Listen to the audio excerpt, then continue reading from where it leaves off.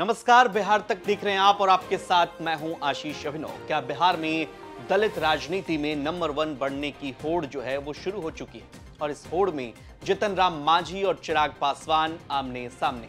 ये सवाल इसलिए कि जितन राम मांझी और चिराग पासवान की पार्टी एक बार फिर से आमने सामने। मांझी और चिराग जहां एक ओर संपन्न दलित और दूसरी ओर गरीब दलित अपने अपने हक के लिए आमने सामने हो गए। अब मामला यहां तक पहुंचा कि जितन राम मांझी के एक बयान से हंगामा मच गया। मांझी ने एक कदम आगे बढ़कर यह कह दिया कि रामविलास पासवान के असली उत्तराधिकारी चिराग पासवान नहीं, पशुपति पारस। हालांकि मांझी ने इस बयान पर सफाई दी, लेकिन तब तक देर हो चुकी थी। सर, आपने एक बयान दिया है आज की चिराग क्या बोलते हैं, तो रामविलास पासवान के जो है वो असल वारिस पशुपति कुमार पारस है, चिराग पासवान नहीं सर, उत्तराधिकारी। नहीं, वो बात हमने नहीं कहा है, गलत है अगर किसी ने कहा है। हमने कहा है कि भाई घर की लड़ाई घर में रहनी चाहिए, बाहर में सब एक होकर के रहना चाहिए, ये हमने कहा। मांझी के इस बयान के बाद चिराग पासवान की पार्टी से सांसद अरुण भारती सामने आए और न केवल मांझी पर हमला बोला बल्कि पशुपति पारस को भी खूब सुनाया। श्री जीतन राम मांझी जी जो दिल्ली में थे, उन्होंने ऐसा बयान दिया है कि स्वर्गीय रामविलास पासवान जी की कमी को अगर कोई पूरा कर सकता है तो पशुपति कुमार पारस जी है।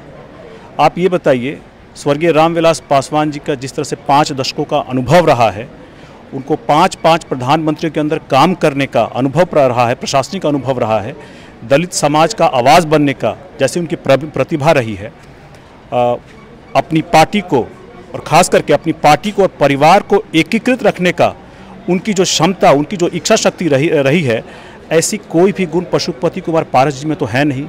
मांझी जी का जो ये बयान है, हम लोग उससे असहमत हैं और पूरी तरह से खारिज करते हैं, खंडन करते हैं। अब सवाल ये, अरुण भारती जो बात कह रहे हैं क्या उससे मांझी को फायदा होगा?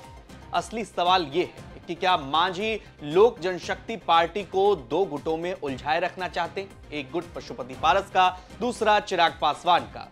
इन दोनों ही गुटों में अगर इस तरह की उलझन होगी तो इसका फायदा किसे मिलेगा? या फिर ऐसा कि भारतीय जनता पार्टी उनसे ऐसा करवा रही है, या फिर इसे इस तरह से भी देखा जाए कि बिहार में दलित राजनीति में सबसे बड़ा चेहरा बनने की होड़ है। वरिष्ठ पत्रकार प्रियदर्शी रंजन क्या कुछ कहते हैं, सुनिए। बिहार में दलित राजनीति का पावर पॉलिटिक्स चल रहा है।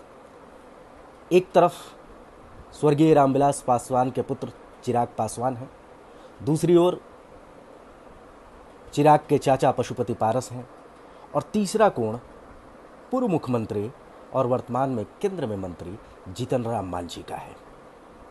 दरअसल 19.5% लगभग 20% की दलित आबादी का सिरमौर बनने के लिए चिराग पासवान, पशुपति पारस और जीतन राम मांझी के बीच में एक अघोषित वॉर चल रहा है। और सच कहे तो चिराग पासवान और पशुपति पारस के बीच घोषित वॉर चल रहा है। चिराग पासवान एक तरफ केंद्र की नीतियों से असहमत हैं तो दूसरी ओर उनके चाचा पशुपति पारस और पूर्व मुख्यमंत्री जीतन राम मांझी केंद्र की नीतियों के साथ सहमत हो रहे हैं। तो कुल मिलाकर के मामला यह है कि बिहार में दलित पॉलिटिक्स के सिरमौर बनने को लेकर के इन तीनों नेताओं के बीच में होड़ है। जीतन राम मांझी चाहते हैं कि पासवान परिवार से दलित पावर पॉलिटिक्स हट करके उनके खेमे में आ जाए, उनकी ओर खिंच जाए।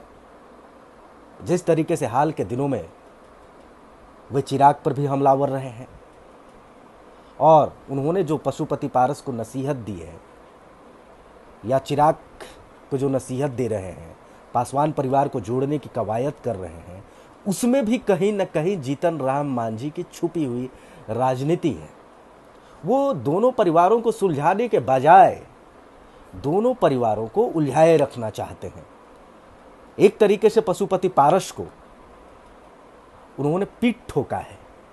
आगे की लड़ाई के लिए पशुपति पारस को तैयार करने की कोशिश की है और वो लड़ाई परिवार के भीतर की लड़ाई के लिए है। अगर चिराग पासवान और पशुपति पारस के बीच यूं ही तकरार बना रहा तो ये आपस में ही उलझे रहेंगे और इसका फायदा कहीं न कहीं जीतन राम मांझी को होगा। बहरहाल आपको क्या लगता है, ये दलित राजनीति में वर्चस्व की लड़ाई है या फिर चिराग के हालिया बयान और एक्शन को देखते हुए भारतीय जनता पार्टी जितन राम मांझी को आगे कर रही है? कमेंट बॉक्स में हमें जरूर बताएं और बिहार की तमाम खबरों के लिए देखते रहिए बिहार। नमस्कार।